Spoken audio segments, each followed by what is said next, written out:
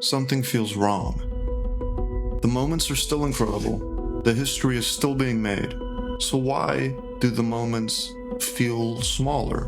Why do they feel incomplete? When we remember sports history, we don't just remember what we saw. We also remember how it sounded.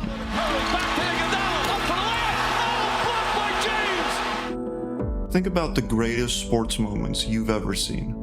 Not the games, not the championships. The moments, the seconds that became immortal. A title-winning goal, a world record, a knockout. Now ask yourself something.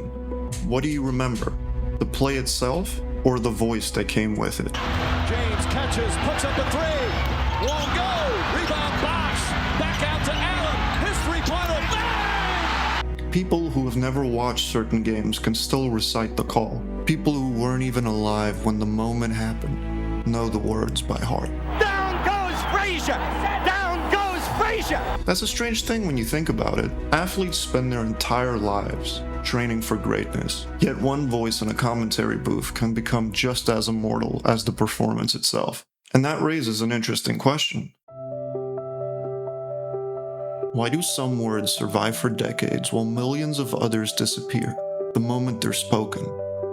Imagine sitting in a commentary booth. You've prepared for days.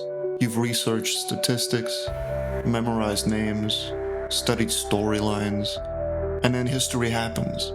Not in 5 minutes, not in 30 seconds, in an instant. You have no script, no second take. Millions of people are listening. And somehow you're expected to find the perfect words immediately. Most of the time, commentators are simply describing events, but every now and then, they face a different challenge. How do you describe something that nobody expected to see or has ever seen before? Most of them don't. Most commentary is forgotten.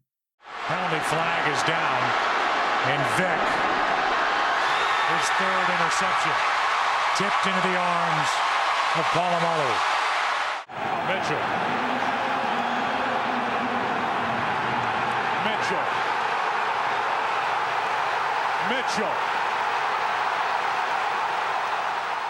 But every once in a while, a commentator finds the exact right words, and suddenly, a sporting moment becomes something bigger. It becomes a story.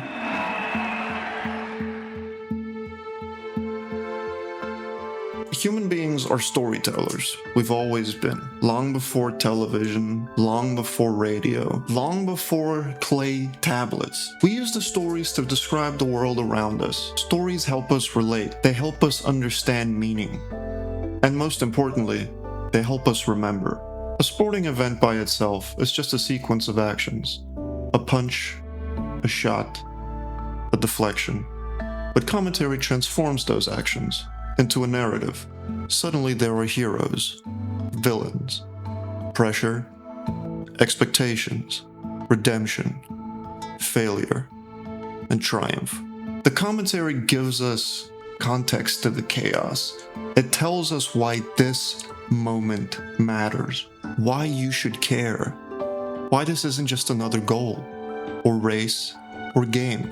They're turning reality into a story while it's happening. And that's an amazing skill to have, because unlike a director or a writer, they don't know the ending of their story. They're discovering it at the exact same time as the audience. Sometimes the difference between a good call and a legendary call are only a few words. Not because the words are poetic, not because they're complicated. Usually the opposite, actually. The greatest commentary calls are often very simple. Short, direct, emotional. They feel authentic.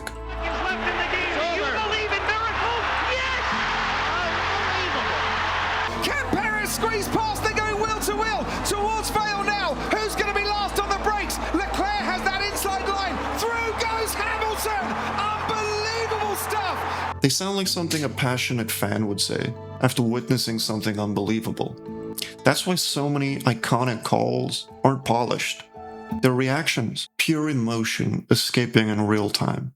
They do have a timeout. Decide not to use it. Curry, way downtown. Bang! Bang! Oh, what a shot from Curry! And that's what makes them powerful. The audience isn't just hearing a broadcaster. They're hearing another fan. Someone who's just as shocked, just as excited, just as overwhelmed as they are in that moment. For a few seconds, the barrier between commentator and viewer disappears. Everyone is just experiencing history together. Breeze hits it in the air to center. We will see you tomorrow night.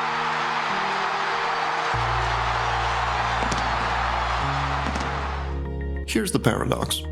The best commentators don't always know what to say. Sometimes they even know when not to say anything.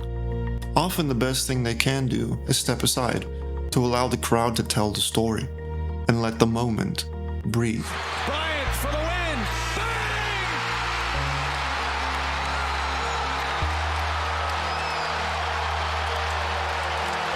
The audience at home doesn't need an explanation. They need space to feel the ambiance from the stadium or the arena. This is what separates great commentators from good ones. Commentary isn't about filling dead air. It's about serving the moment, sometimes with words and sometimes with silence.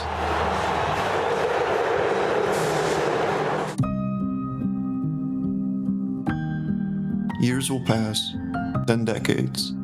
The details will fade. The score will be forgotten. But certain moments will survive, not just in highlight reels. They survive in culture, in conversation, and in memory. And often those memories arrive with a sound attached. A voice, a phrase, or a sentence. Messi, immens Messi, encara Messi, encara Messi, encara Messi, encara Messi, encara Messi, encara Messi, encara Messi, encara Messi, encara Messi, encara Messi, encara Messi, encara Messi, gol, gol, gol, gol, gol, gol, gol, gol, gol, gol, gol, gol, gol, gol, gol, gol. It's almost impossible to recall the moment without also hearing the commentary in your head. The words become part of the event itself. They're not an addition, they're a component. They're necessary, like the crowd, like the athletes. The commentary becomes one of the ingredients that makes the moment unforgettable. Defended by Simmons. Is this the dagger?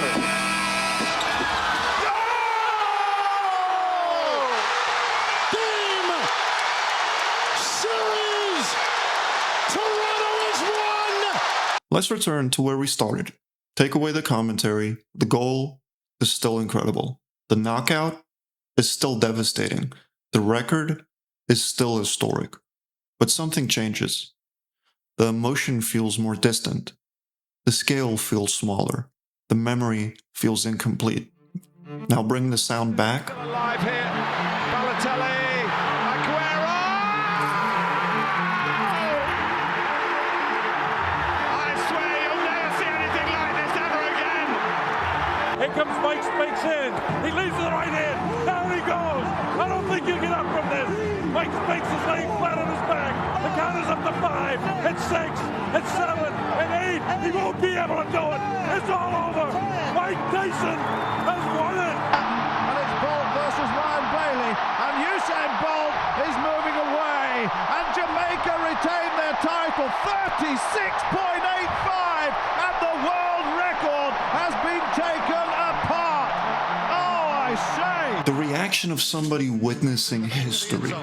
He'll run it out to the 10, 15, 20, 25, 30, 35, 40, 45, 50, 45. There goes Davis. Oh, my God. Davis is going to run it all the way back. Auburn's going to win the football game. Auburn's going to win the football game. He ran the missed field goal back. He ran it back 109 yards.